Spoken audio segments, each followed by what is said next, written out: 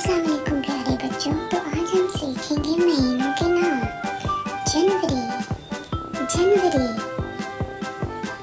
फरवरी, फरवरी, मार्च, मार्च, अप्रैल, अप्रैल,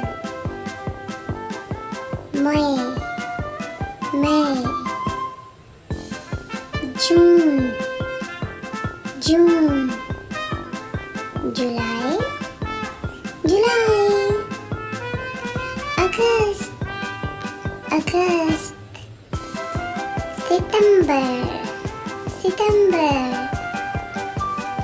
अक्टूबर, अक्टूबर, नवंबर, नवंबर, दिसंबर, दिसंबर। सब दोबारा से पढ़ते हैं। जनवरी, फरवरी, मार्च, अप्रैल, मई, जून, जुलाई, अगस्त, सितंबर, अक्टूबर,